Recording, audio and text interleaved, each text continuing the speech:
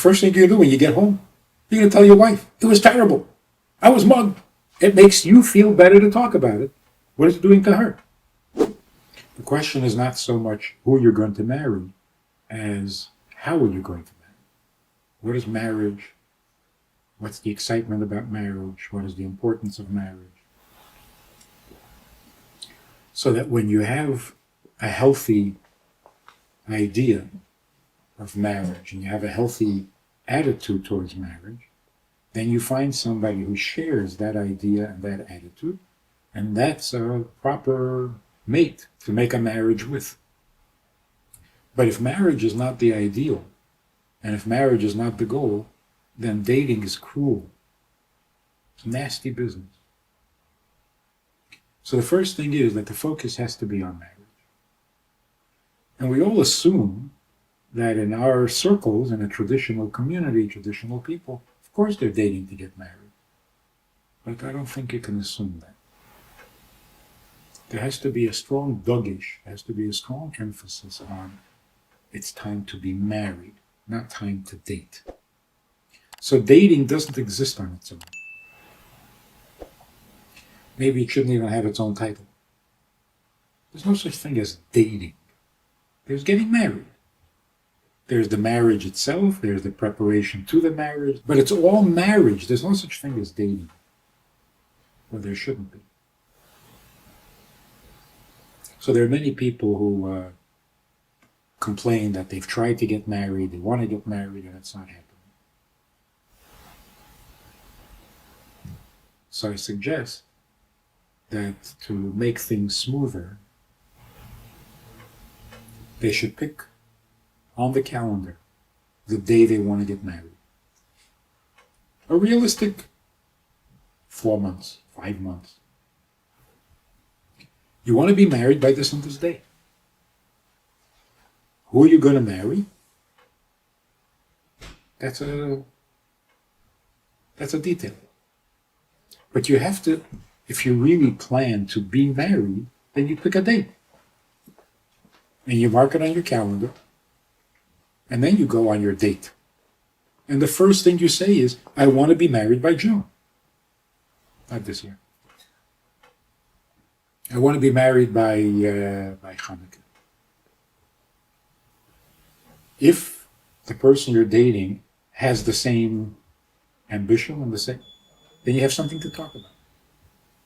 If not, then you're not sure that the emphasis is on the marriage. It could be just dating for the sake of dating. And that's not kosher. And shouldn't be allowed in any society. Because dating for the sake of dating is cruel. Somebody inevitably gets hurt. And there's no upside. Except for entertainment value. So rule number 1 is, dating is the beginning of a marriage. So if a person says, for example, a guy says, I met this girl, she is fantastic, she's great. Nothing, I've got no criticism, she's wonderful. So you're going to marry her? No. Why not? Because what else is out there? Could be the next girl I go out with will be even greater. So why should I settle for this?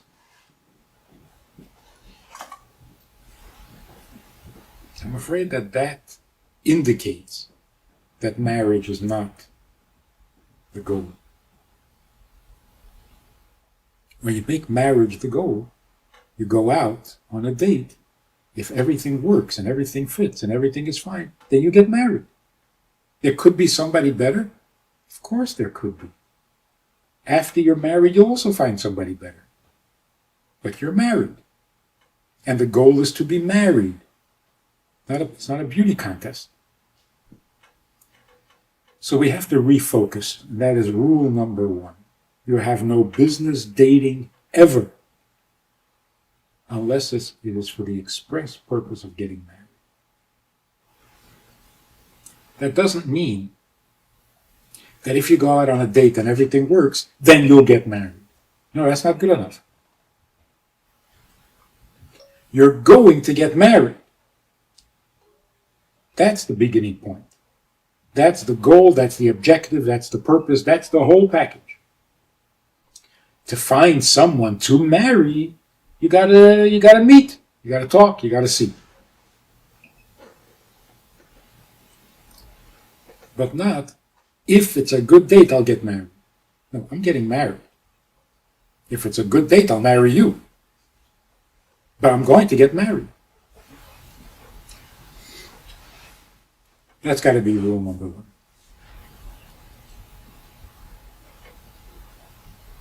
Rule number two. There are rules. There's ways of dating. The right way, the wrong way, the proper way. And there's great wisdom to these rules. For example, you always work with a shadchan. That's the traditional way. Working with a shadchan means more than just having somebody introduce you. And people think that since we live in a traditional lifestyle, and you don't hang around nightclubs, you don't go on parties. So where are you going to meet somebody? So you have to have a shadchan. But then it sounds like once the shadchan makes the introduction, they're not necessary anymore. It's a big mistake. The shadchan is necessary until the chuppah, until you're married. One of the purposes of a shadchan is to pace the dates and the relationship, so that you each know where the other is up to. The second purpose of a shadchan is that there's a buffer. You don't get too close before you know you're going to be married or not married. It doesn't become so entangled that either you feel forced to get married since you went already this far, or it becomes so entangled that it's too complicated already to end up in a marriage. Number three, the reason you need a shadchan is if you want to say no. If one of the two want to say no, you need a shadchan to convey the message. You don't say no face to face. Never. Because what happens, how are you going to say no? Over the telephone? That's nasty. You're going to text her and say, I decided, forget about it. I'm not interested. Sure, you can't do that. So what do? You get together, specifically, expressly, for the purpose of telling her that you're not interested. That's very painful. It's hard to do. But worse than that, say you do that, face to face, like a mensch. And she says, why? What are you going to say? If you tell her the truth, it could be very painful and very hurtful. It can leave her traumatized for years. If you don't tell her the truth, she's upset, she's angry, she knows you're not telling her the truth. There's no nice way of doing this. So what I've heard recently, which is horrendous, it's like criminal behavior. The guy sets up another date to tell her that he's not interested. She asks him why, and he tells her why. You're too skinny, you're too fat, you're too short, you're too tall, you got a big nose, I don't like this, I don't like that. It's so traumatizing. It is so... I spoke to a girl who hadn't gone out for a year because she couldn't get over what the guy told her about why he won't marry her. You know, she's afraid to go on a date. Before I continue with my monologue, where I do all the talking, I want to invite you to a VIP session, a Zoom session, in which we get together to actually have a conversation and discuss all things Jewish, all things holy, all things healthy. So click on the link below and join us where we can have a two-way conversation. It's a horrible thing. You need the shadchan all the way through. Here's another not so serious problem. When there's no shadchan, the girl can say, so on the third, fourth date, fifth date, the girl says, well, I've made up my mind. How about you? I'm ready. Now, what is the guy supposed to do? Now he's supposed to propose to her? She already said yes. What is he supposed to do? Get down on his knee and say, will you marry me? She already said she's ready to marry him. So now he doesn't know where he fits in anymore. And the way people express it is like, how come she's so sure? I'm not so sure. And all of a sudden there's a crisis in the whole relationship. I'm not sure. I don't know how she's sure. Why is she sure? Never let the person know that you're ready to get married directly. Through the shadchan. The shadchan says, you've gone out already 4 or 5 dates. I think it's time for you to propose. She doesn't say, the girl told me she's ready. She already made up her mind. How about you? See, that pressure is not pleasant. So, you need the shadchan all the way through. Rule number 2. What do you discuss? How much do you share? This is rule number 2 of the rules. The less, the better. There is no reason in the world when you're dating to share any kind of intimate information. It is totally unnecessary. All of the important, significant, crucial information that you need to know, you already know before you go on a date. Or you should. You know the family, you know their values, you know their commitment, you know their lifestyle, you know. I can't imagine how secular people go out on a date. Hi, believe in having children? Are you a serial killer? I'm just asking. You don't know anything about the person you're dating? How are you going to find out? By asking him? Are you a nice guy? Oh, good. You respect women? Oh, very nice, very nice. I mean, come on, what is that? You obviously have to know these things, and you do know these things before you go on a date. So what are you going to discuss? Nothing. There's nothing to discuss. You're just trying to get a feeling of the other person's presence. So the less you say, the better. Obviously, you're going to talk about your experiences in school, and yeshiva, and travels, but the kind of things you talk to a stranger about. You don't walk away from a date and the guy or the girl knows more about you than your mother. So there is this mishigas, there's this crazy idea that you have to be very honest when you're dating. It's true you have to be very honest, but it doesn't mean you have to say everything. You're honest in the sense you're not there to make a good impression. It's not a popularity contest. You're there to see if this is the person you would want to marry. You're going to try to make a good impression? No. You'll have a whole lifetime to make a good impression. So there's no need to bluff. There's no need to parade. There's no need to show off. But for what? That's the honesty that is necessary in dating. But honesty doesn't mean pour your guts out and share intimate and embarrassing or private information. Never. So when people say, but that's keeping secrets. Even in marriage, you keep secrets. Marriage is not an opportunity to dump all your negative feelings on somebody. You never have a license to do that.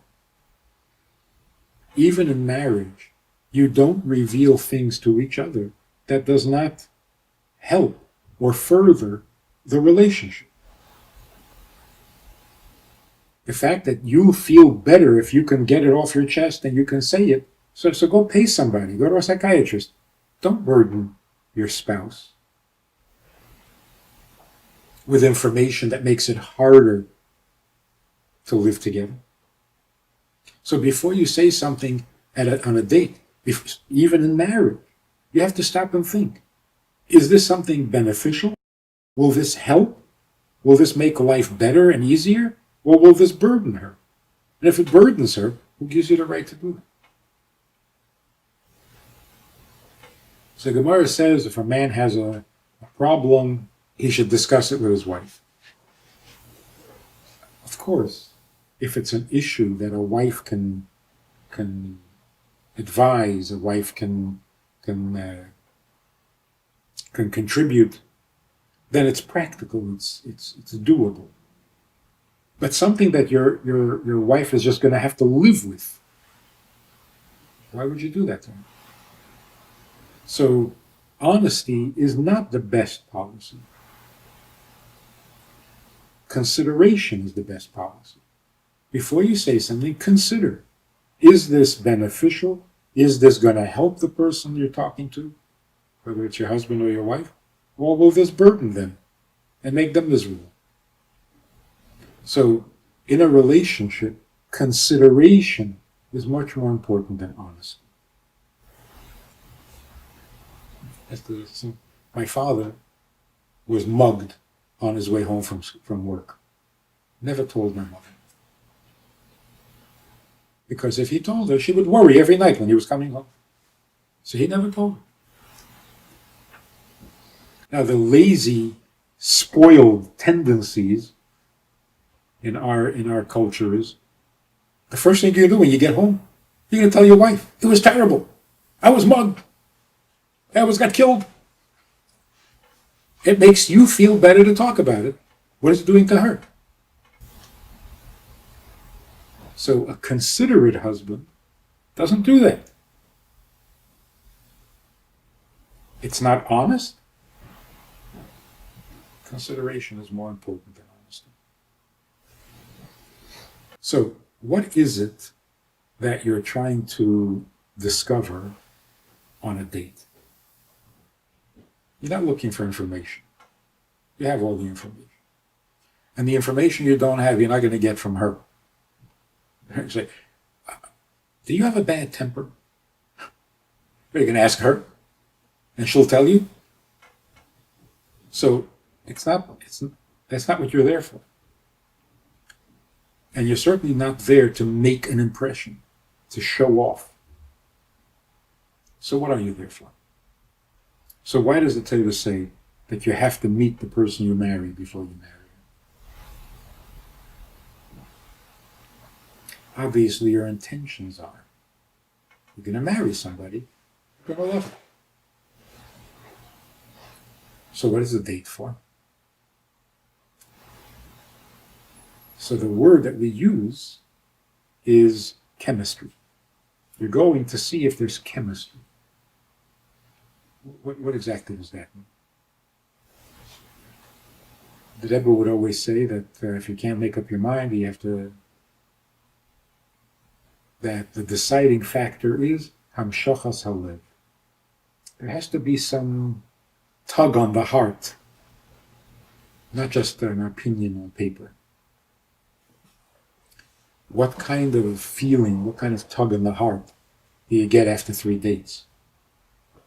4 days, 8 days. But it's a stranger. What kind of feelings can't possibly exist or should exist? What is this chemistry? So first of all, Another one of the rules before we get to this chemistry is you don't need a good excuse to say no. If you don't feel motivated to get married, that's a good enough excuse to not date anymore. And I hear this from so many people. I'm really not interested. I don't want to go out on another date. But my reasons are so ridiculous that I feel guilty and I'm going to go out again. It's not a good thing. If you don't feel an attraction and you don't want to spend another hour together, then don't. Yeah, but my only reason is because she's got a freckle. It doesn't matter what your reason is. You don't need a good reason not to marry somebody. So if there is an uncomfortable feeling, no matter how trivial, no matter how silly, no matter how petty, then you don't. You don't need to justify your decision not to go out anymore. On the other hand, after a third date, if you come home and you say, I don't know if I want to marry her. Nobody asked you. After a third date, you don't have to know whether you want to marry her or not. All you need to know is, would you enjoy spending another hour with her?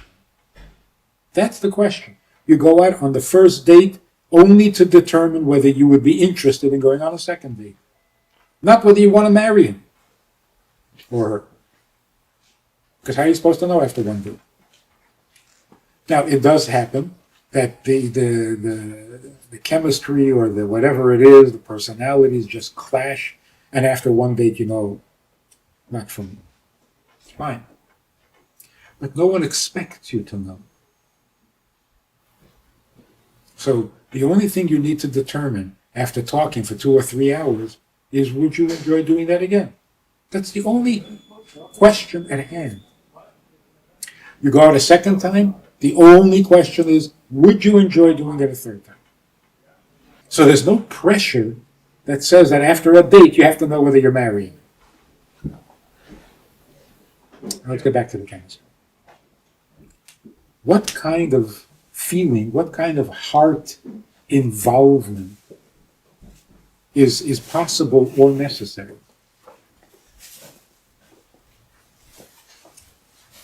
You sit with certain people and you feel comfortable, not excited, comfortable. So that if 5 minutes go by and nobody said anything, it's okay. It's comfortable. But what that comfort itself can be of different types. Some people you feel very confident with, so that if you don't have anything to say for a few minutes, it doesn't bother you. Because you're confident. That's not chemistry. That's just confidence. Chemistry means the person you're sitting with makes you comfortable. That's very different. Now, the person makes you comfortable can also be one of two things. Either the person is, for some reason, comfortable to be with, which is nice, or the person somehow makes you comfortable being you. It's not that you're comfortable with her, it's that you're comfortable with you in her presence. She makes you comfortable being you. If you want to get into more specific, if she is comfortable with him, it means he makes her feel comfortable being a woman. He lets her be a woman, because that's what she is. If he is comfortable with her, it means that she makes him feel okay as a man. So in graphic terms, she makes him feel like a man, he makes her feel like a woman. It's not always conscious. Wow, I feel like a woman. But I feel good. And that's why I would like to do that again. Spend another hour or whatever. That's the chemistry we're looking for. Not some exciting love or infatuation. If you enjoyed this conversation or this topic, and you're looking for more information, or you want to hear it again from another angle, there's a way to do that. And that is in this book. It's all there. Order it from Amazon. You can read it, reread it, and share it.